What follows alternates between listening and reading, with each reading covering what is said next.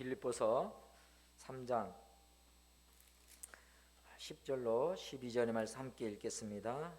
내가 그리스도와 그 부활의 권능과 그 고난의 참여함을 알고자 하여 그의 죽으심을 본받아 어떻게 해서든지 죽은 자 가운데서 부활에 이르려 하노니 내가 이미 얻었다 함도 아니요 온전히 이루었다 함도 아니라 오직 내가 그것을 빈바된 그것을 잡으려고 달려가노라. 아멘.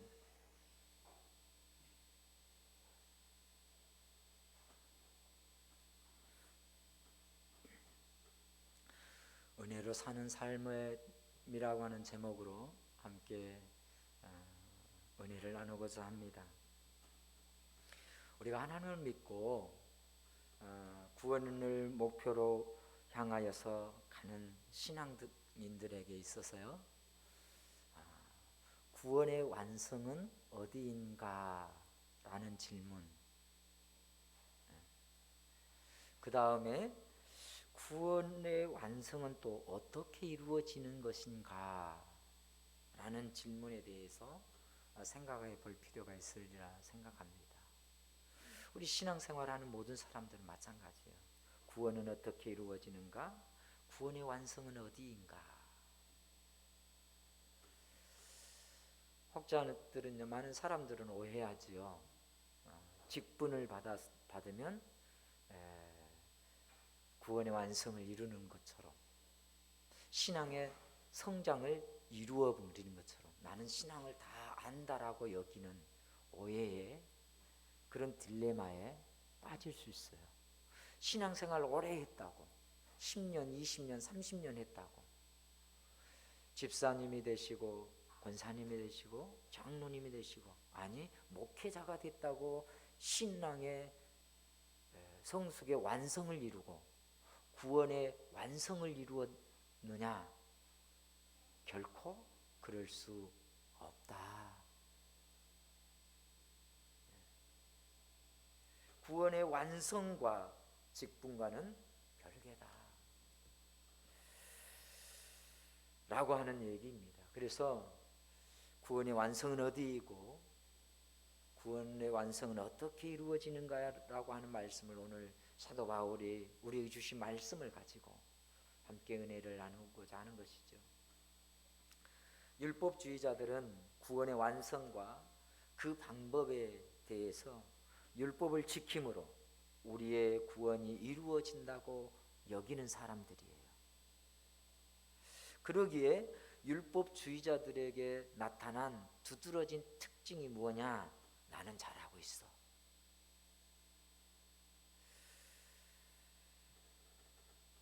당신들 그렇게 해가지고 천국에 갈 수 있을 것 같아?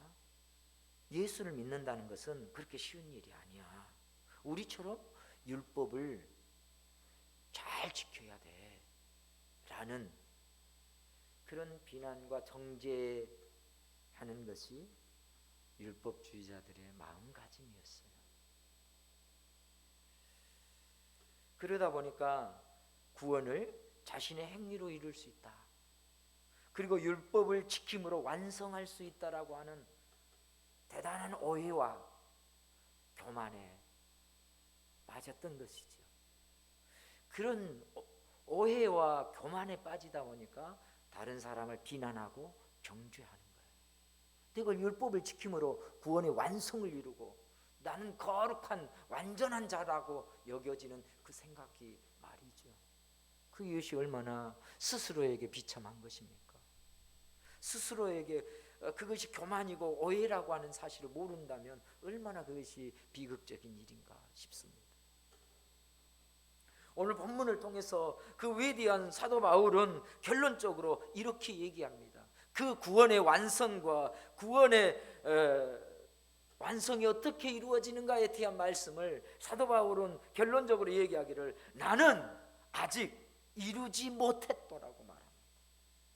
내가 한 것은 하나도 없고 모든 것이 하나님께서 하신 일이었다. 모든 것이 하나님의 은혜가 하신 일이라고 고백합니다. 여러분, 신앙생활의 완성, 구원의 완성, 그것은 곧 그리스도의 마음을 갖는 겸손의 마음이라 믿습니다. 그래서 빌립보서를 통해서 사도 바울은 그리스도 예수의 마음을 품으라고 말씀하셨지 않습니까? 그의 마음은 겸손한 마음인 거죠. 구원에 대해서, 신앙생활에 대해서 바로 그런 자세예요.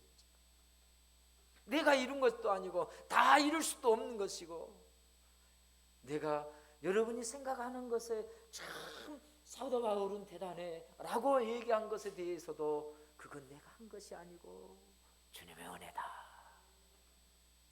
주님이 하신 것이다, 하나님이 하신 것이다, 하나님이 내게 은혜 주셔서 여러분들이 나를 그렇게 여겨주는 것이다 라고 사도 바울의 고백인 것이죠. 사도 바울이 나는 아직 이룬 것이 아니라고 말한 그 의미는 이런 거예요. 주님 앞에 설 때까지 나는 성장을 향하여서 달려가겠노라라고 하는 의미이죠. 주님이 기뻐하시는 그 위치까지는, 아니, 부활의 완성을 이루어야 부활의 주님 만나는 그것이 구원의 완성일진데, 그때까지 나는, 그날까지 나의 달려갈 길을 다가가고 멈추지 않고 그것을 쫓아가노라, 달려가노라 라고 말하고 있습니다. 사도 바울이 누구입니까?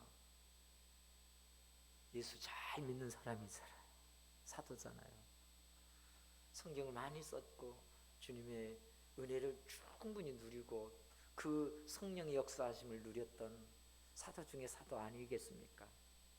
그런 사도 바울도 오늘 본문을 보니까 10절에서 내가 그리스도와 그 부활의 권능과 그 고난의 참여함을 알고자 하여, 더 알고자 한다는 말이에요. 고난과 부활에 참여하는 그 의미에 대해서 말이죠. 그리고 또 10절을 보니까 그의 죽으심을 본받는다는 것이죠.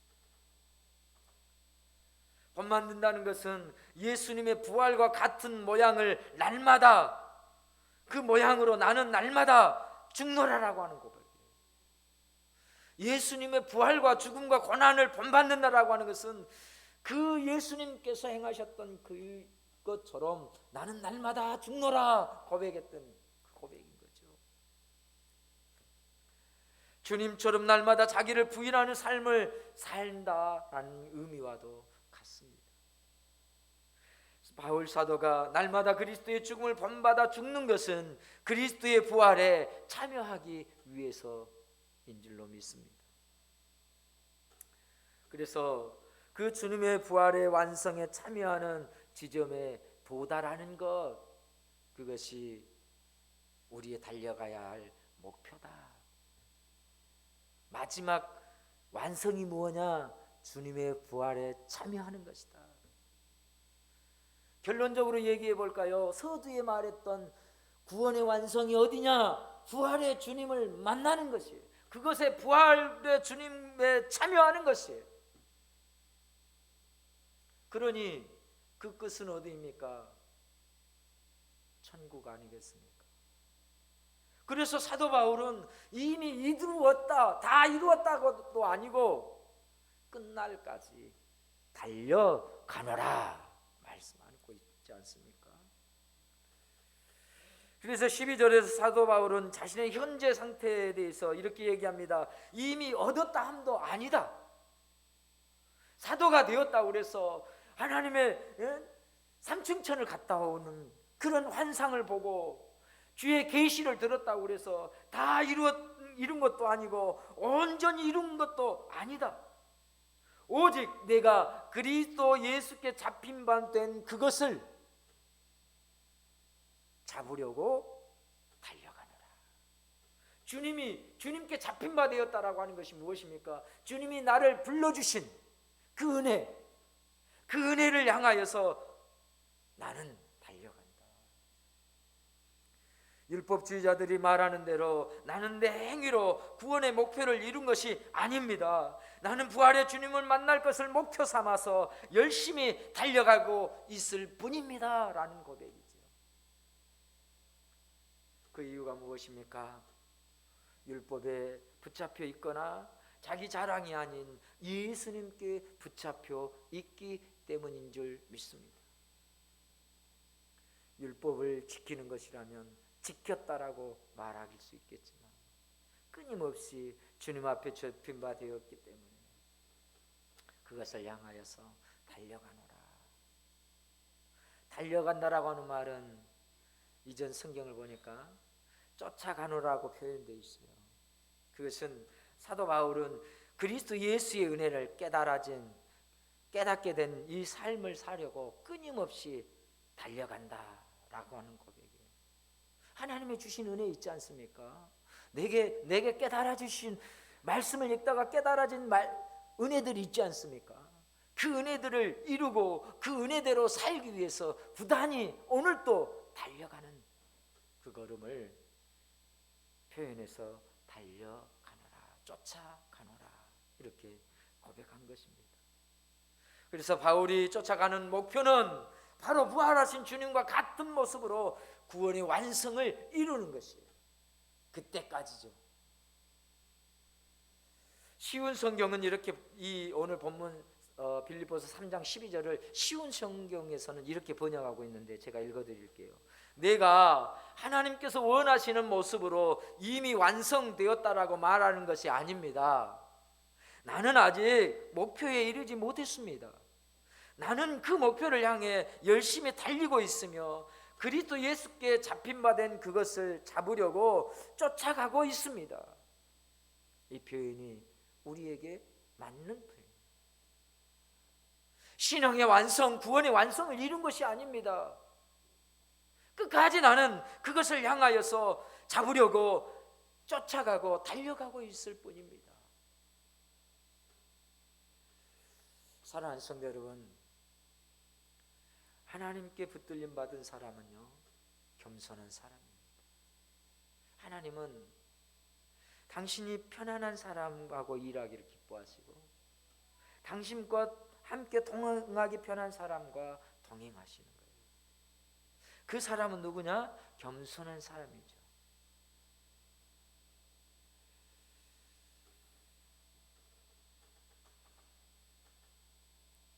정치 얘기는 안 하려고 하는데 이제 국민의힘에 대한 이야기가 요즘 이슈가 됐으니까 다 아는 사실이니까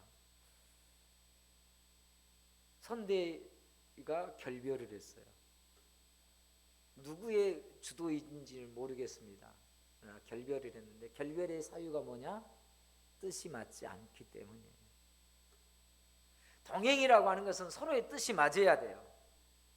서로 하나가 돼야 되는 것이죠. 그래야 동행을 하는 거예요.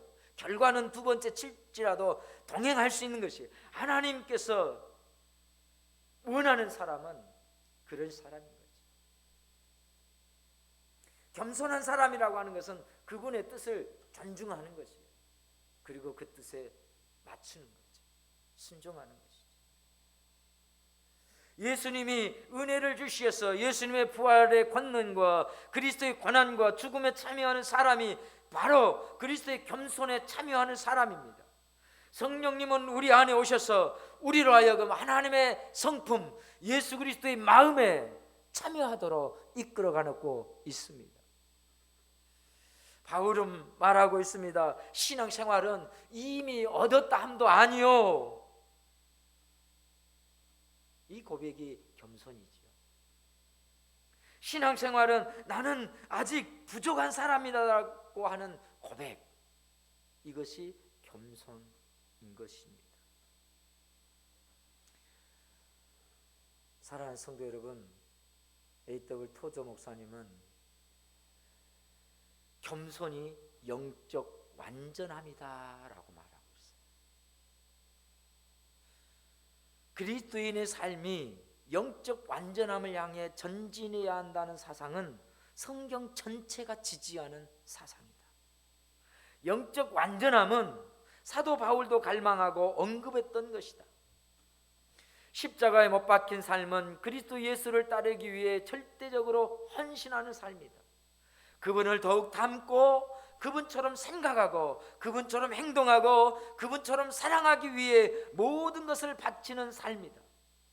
영적 완전함의 모든 것은 예수 그리스도와 깊은 관계가 있다라고 그의 책을 통해서 우리들에게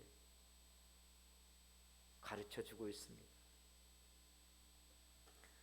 사도 바울은 자신이 아직 목표점에 다다르지 못했다고 생각했습니다. 그러니 더 성장하고 더 자라나야 되겠다라고 한 것이죠. 그래요. 우리 인생도 마찬가지이지 않겠습니까? 그 배움의 한계는 끝이 없어요. 그 수고의 한계도 끝이 없는 것 아니겠습니까? 더 성장하고 더 자라나야 돼요. 우리 신앙생활도 마찬가지이지요. 더 성장하고 더 자라나야 되죠. 예수님의 그 부요하심을 결코 다 알 수 없기 때문에 그렇습니다. 어떻게 유한한 인간이 무한한 하나님을 다 알 수 있겠습니까? 어떻게 성령님의 그 부요하심과 풍성하심을 우리가 다 안다라고 다 경험했다라고 말할 수 있겠습니까? 참으로 어리석은 일이 아니겠습니까? 성경을 다 안다고요? 아니에요. 끊임없이 어떤 학자가, 어떤 신학자가, 어떤 목회자가 성경을 다 알고 하나님을 다 안다라고 감히 말할 수 있겠습니까? 사도 바울은 그러기에 나는 아직 더 배워야 되고 더 성장해야 되고 더 자라나야 된다고 말하는 것이. 여러분, 우리가 영적 성장을 위해서 기도의 자리에, 성경을 읽는 자리에, 성경을 필사하는 그 자리에 함께 보는 거예요. 거기에서 주어진 은혜를 또 누리는 것입니다. 성경을 읽을 때도 누려지는 은혜가 있지만요, 필사할 때도 또 주어지는 은혜가 있거든요. 제 욕심 같으면 여러분 평생에 한 번은 써보십시오. 필사해 봅시다 라고 하는 제안을 드리고 싶어요. 근데 제가 겁이 나요. 과연 저 역시 성경 한 번 읽는 것은 가능하겠는데 몇 번이건 읽었는데 그걸 다 쓸 수 있겠는가 말이죠. 근데 오늘 우리가 그 첫 작업을 한번 써보는 그 경험, 그 은혜를 누려보자는 거예요. 우리 온 성도들, 우리 학생들도 내가 글을 쓸 수 있으면, 저도 글 쓰는 건 요즘은요 너무 힘들어요. 팔도 아프고요, 눈도 아프고요. 오히려 타이핑이 빠르고 쉽습니다. 네, 훨씬 쉬워요. 그렇지 않나요? 네, 젊은 세대들 그렇죠. 글 쓰는 거 잊어버리고, 우리 학생들도 마찬가지로 글 쓰라면 굉장히 더디는데 타이프칠하면 다다다다다닥 친단 말이죠. 그러나 우리가 참 명필이지만 써보자는 거예요.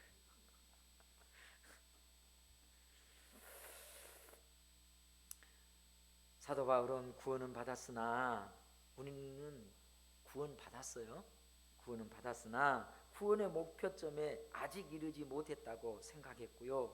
자신은 예수님 앞에 한없이 부족한 사람이라고 낮추었고요. 구원의 완성을 아직 이루지 못했다라고 고백하고 있습니다. 하나님은 우리에게 완전한 구원을 주셨습니다. 완전한 구원은 부활의 주님 앞에서 완성될 구원인 것이죠. 구원받은 뒤 더 자라나고 더 성장하게 이끌어 가십니다. 구원받은 하나님의 자녀이니까 예수님의 분량에 이르도록 주님이 우리에게 은혜를 주시는 거예요. 정말로 은혜를 받는 사람, 구원받은 사람은 더 하나님을 알아가기 위해서, 더 성장하기 위해서 부단히 수고하고 노력하는 것입니다. 이것이 은혜로 사는 것이지요. 은혜가 나를 움직여 가는 것이에요. 여러분, 필사합시다. 억지가 아니에요. 여러분에게도 함께 감동이 있었으면 좋겠어요. 그리고 정말 목사님이 왜 그렇게 하자고 하는지 그 은혜를 누렸으면 좋겠어요. 저희 목표는 그겁니다. 한 권을 써내느냐가 아니라 그렇게 순종함으로써 하나님의 주시는 은혜들을 경험하고 그 은혜들을 나누었으면 하는 것이죠. 왜? 그때 주신 은혜가 또 있거든요. 또 다르거든요.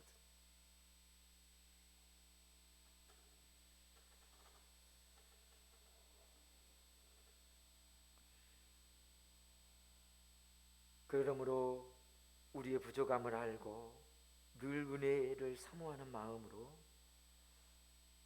우리 함께 살아가십시다.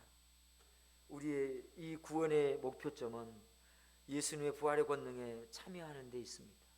그 목표점에 이르기까지 예수님의 고난과 죽음을 알고 참여하심으로 날마다 성장하게 이끌어 가시는 것입니다. 우리의 부족함과 무능함과 연약함을 느끼면서 말이죠. 그러기에 주님 앞에 더 낮아지고 더 겸손하고, 그러기에 주님의 은혜를 더 갈망하는 것입니다. 왜? 나로서는 할 수 없기에, 내 힘으로는 안 되기에 말이죠. 그래서 날마다 예수님의 고난과 죽음에 현재적으로 참여함으로써 그리스도의 부활에 마침내 참여시켜 주실 것을 믿고 나아가는 것이죠. 마침내 부활의 주인공이 되는 그날까지 말입니다. 로이드 존스 목사님도 로마서 강해를 통해서 이렇게 우리에게 권면해 줍니다. 영적으로 메말랐다고 느낄 때에 하나님이 나를 붙들고 계심을 믿어라.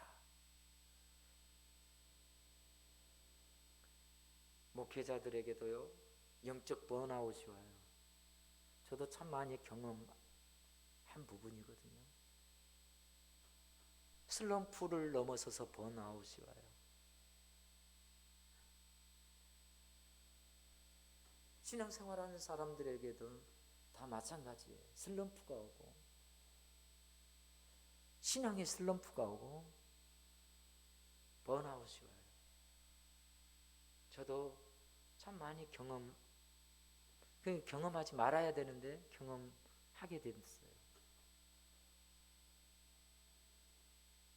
근데 이런 번아웃, 이런 영적으로 곤고함을 느낄 때마다 우리 마음에 다잡는 것은 하나님이 나와 함께 계심을 믿는 것이에요. 하나님 나를 붙들고 계신다. 내가 목회를 왜 하는가?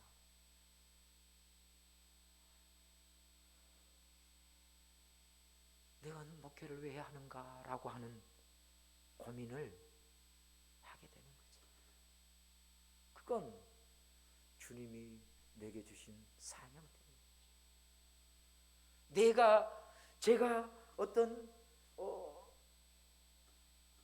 경제적 유익이나 어떤 직업의 어떤 한 방편으로 삼았다면 저는 목회 이미 그만두어도 한참 그만두지 않았을까 싶어요.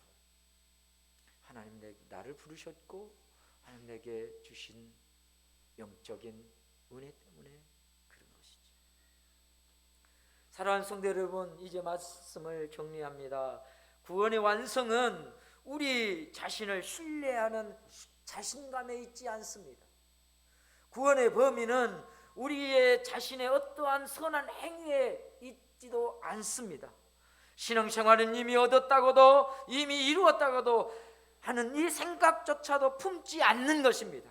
신앙생활은 이 모든 생각을 부인하고 십자가에 못 박는 것입니다. 그리고 예수님의 부활의 권능에 참여하게 될 때에 우리의 목표를 향해 달려 나아갈 수 있게 되는 것입니다. 이 땅에서 낮은 자리에 살다가 천국에서 높은 자리에 영원히 서는 우리 모두가 되시길 예수님의 이름으로 축복합니다. 이렇게 살아가는 삶이 은혜로 사는 삶이요, 그 삶인 것을 확신하셨다면 우리 다 같이 큰 소리로 아멘 해보실까요? 할렐루야. 그렇습니다. 우리가 달려갈 길을 다 가는 것, 주가 보이신 생명의 길을 주님과 함께 가는 것입니다. 때로 지친 마음을, 때로는 상한 마음을 주님 앞에 드리면서 나를 단련시키시는 하나님, 나를 온전케 하신 하나님, 그것을 이룰 때까지 전근같이 나아가는 것이 우리 삶의 목표요 방향인 줄로 믿습니다. 우리 함께 찬양하겠습니다.